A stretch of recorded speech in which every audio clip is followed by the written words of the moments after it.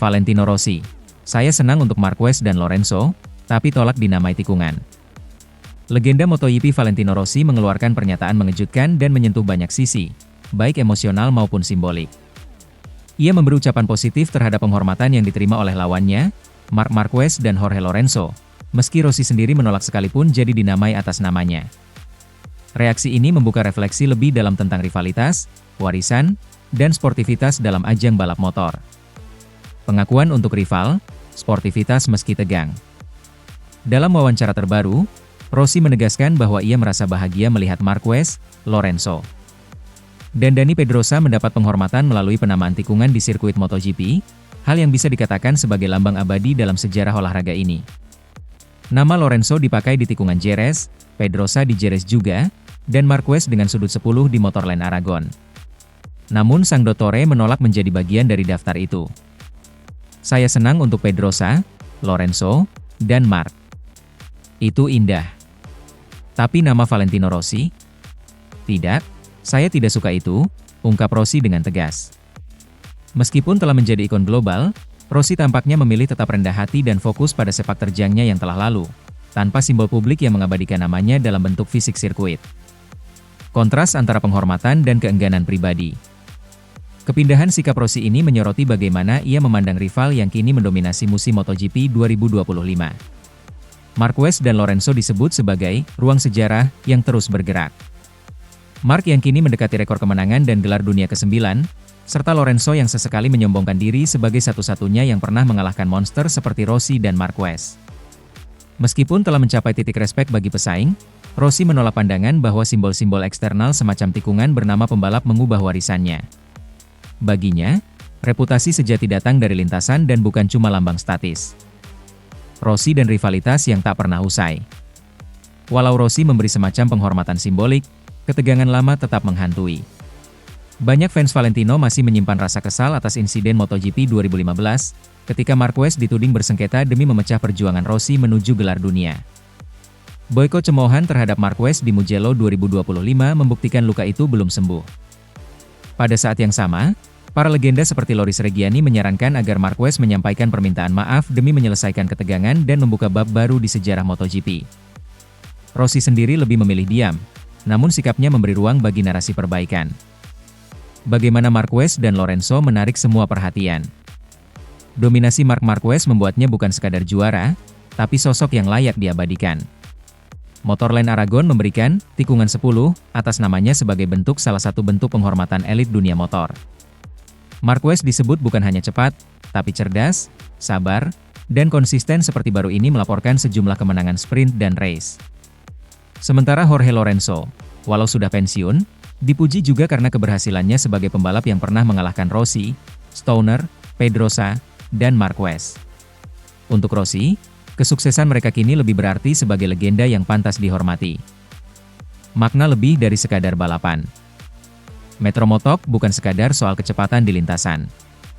Ini soal cerita panjang dan identitas penggemar.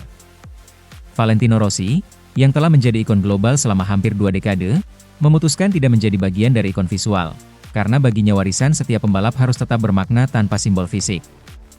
Di sisi lain, Marquez, dengan dominasi di 2025 dan ancaman gelar dunia ke-9, serta Lorenzo, yang sudah puluhan podium dan kejayaan, dianggap pantas.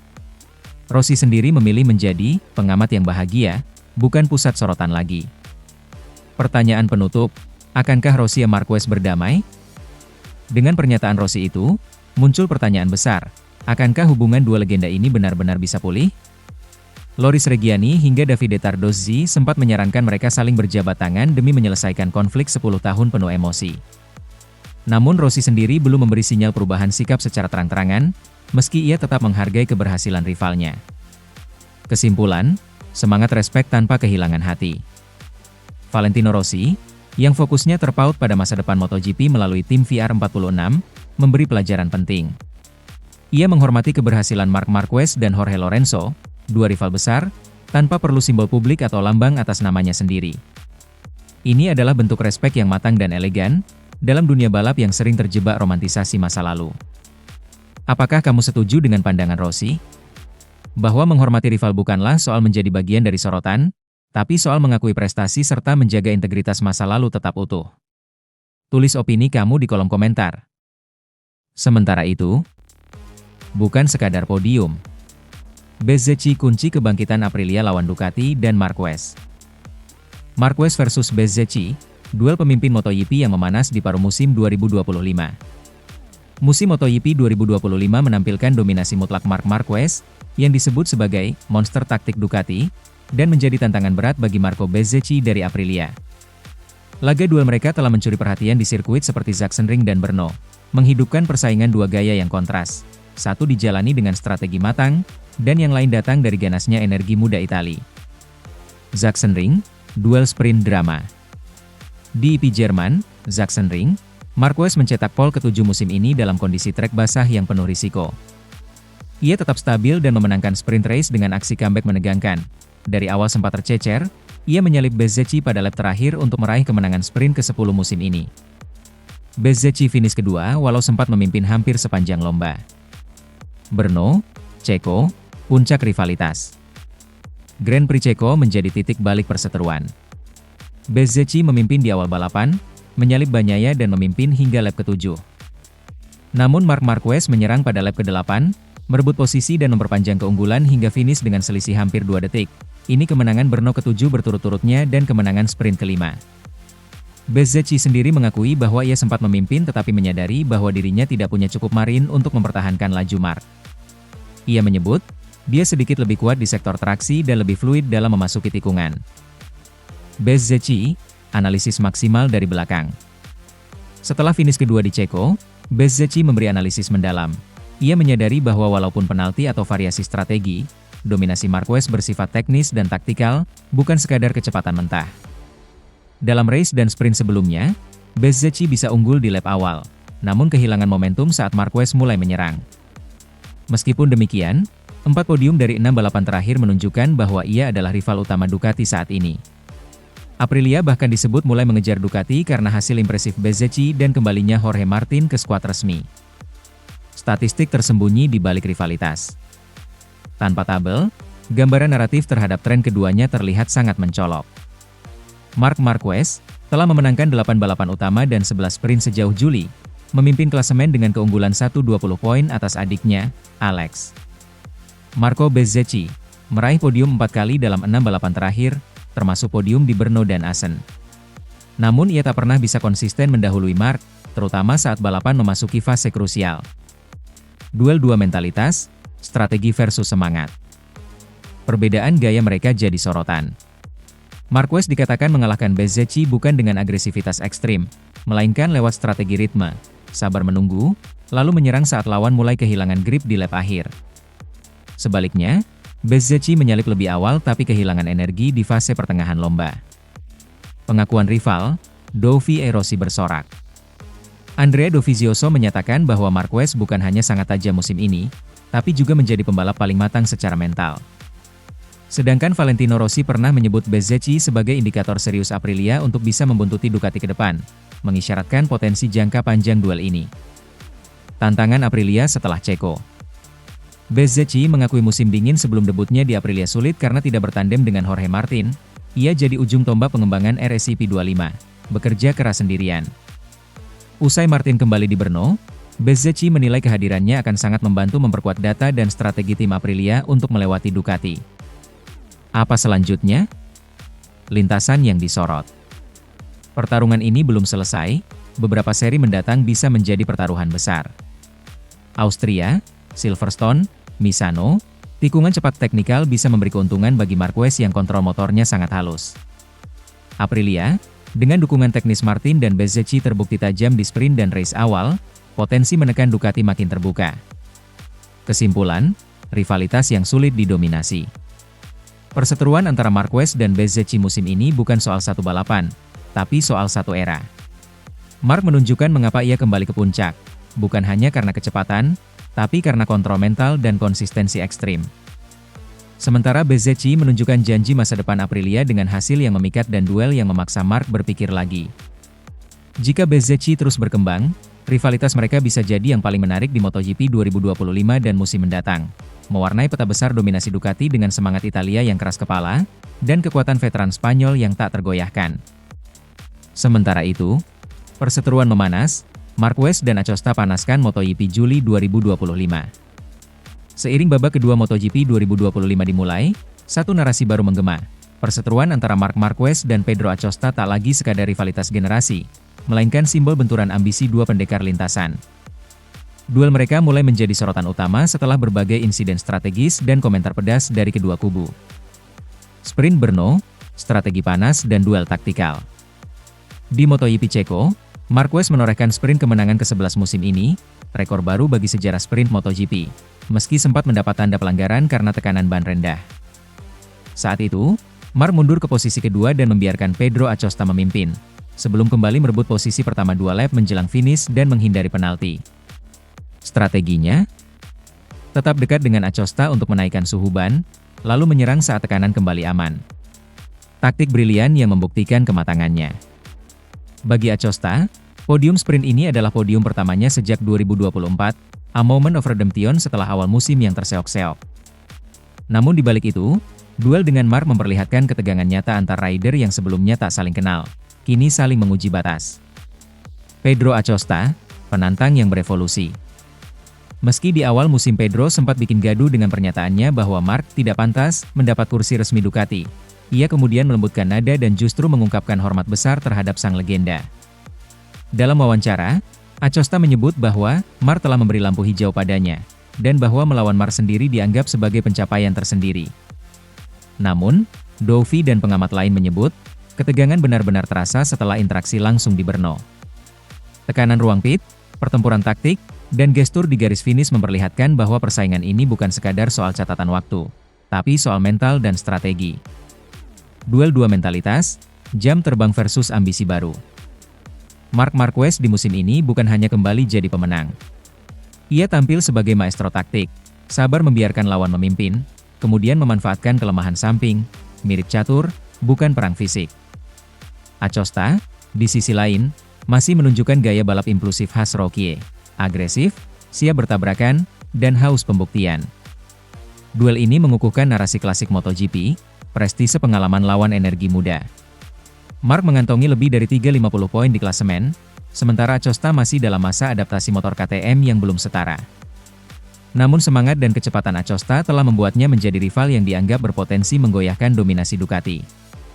Dulu rival, kini kompetitor baru. Tak ada hubungan harmonis yang membingkai perseteruan ini, hanya ketegangan profesional.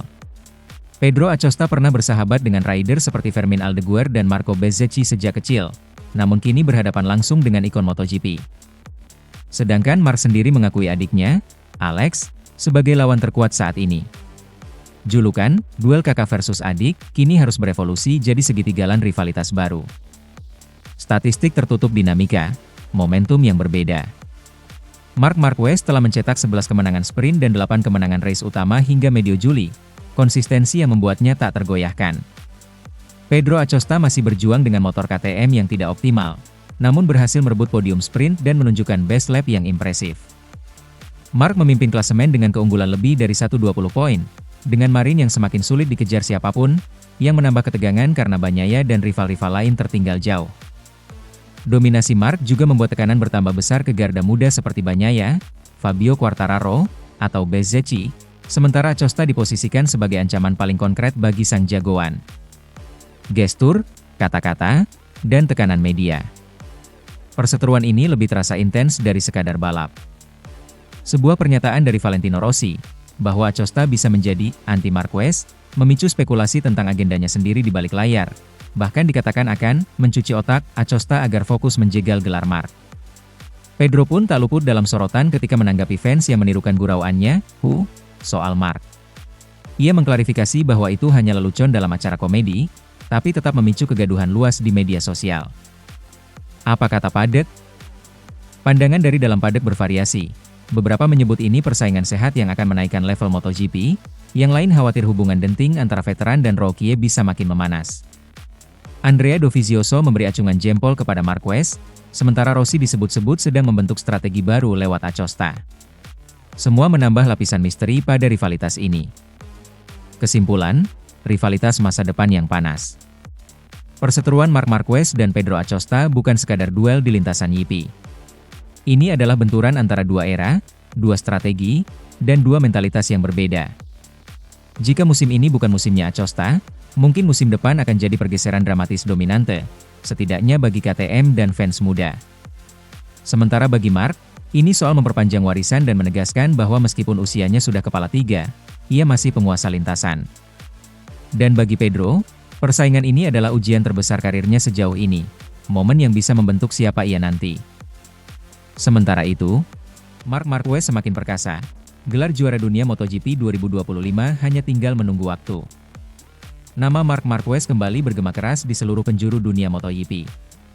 Dengan performa luar biasa sepanjang paruh pertama musim 2025, pembalap berjuluk The Baby Alien itu kini berada di jalur paling kuat menuju gelar juara dunia ke-9-nya. Tak hanya memimpin klasemen dengan selisih yang sangat signifikan, Marquez juga menunjukkan bahwa usianya bukan penghalang untuk tetap menjadi yang tercepat, terpintar, dan paling konsisten di lintasan.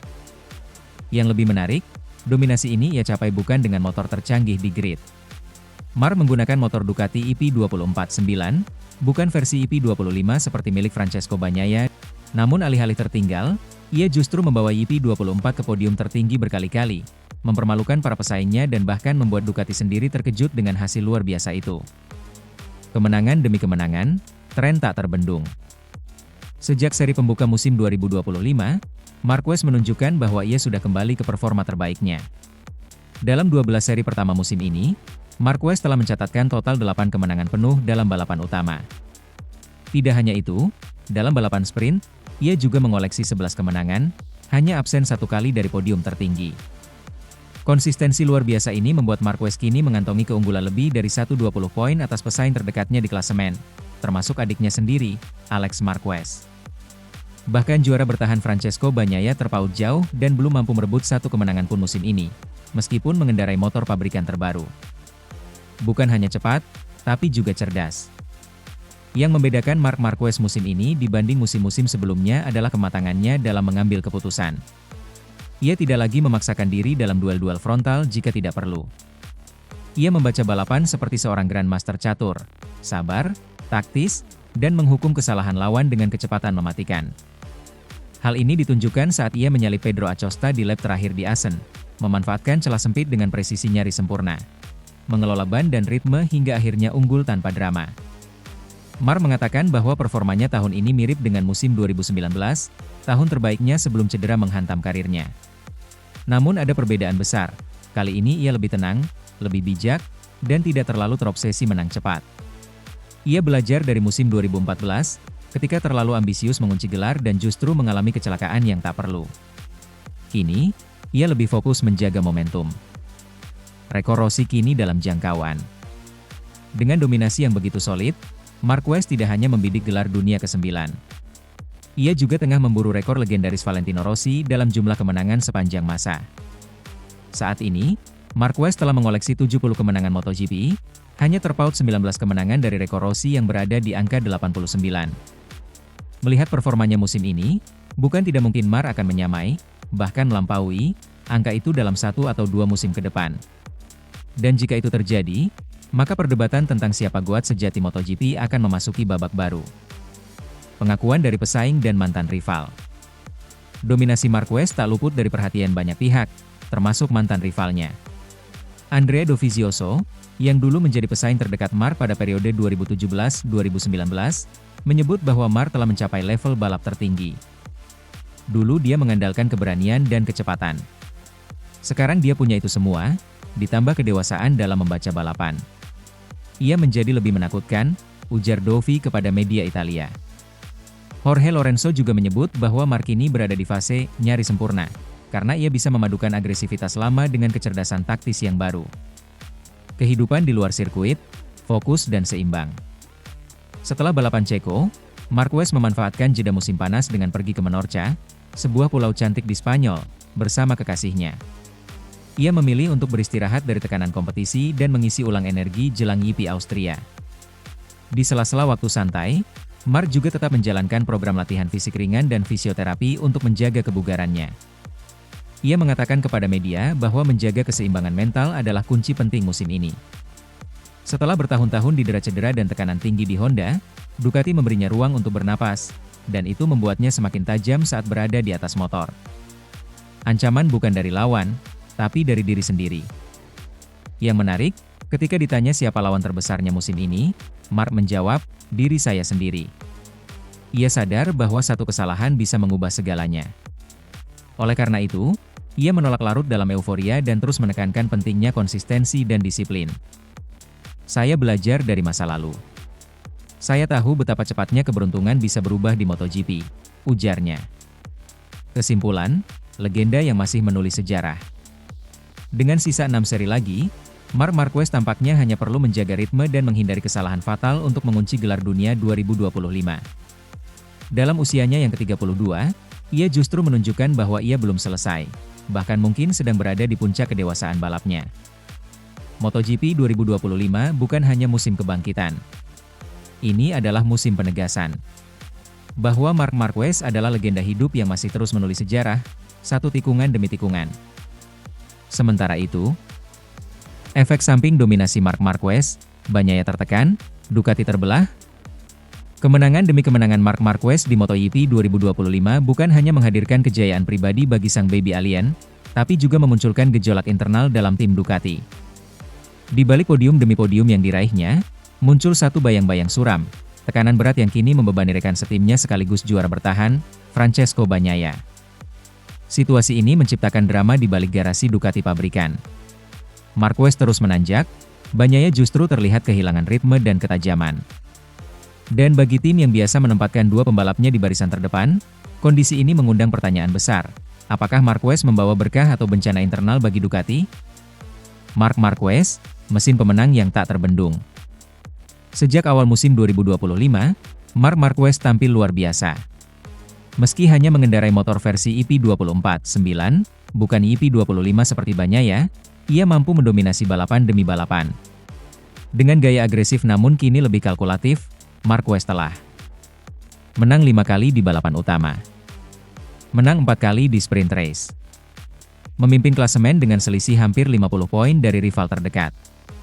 Kombinasi antara pengalaman, semangat juang, dan kemampuan adaptasi membuat Marquez seolah dilahirkan kembali sebagai sosok yang lebih matang dan efisien.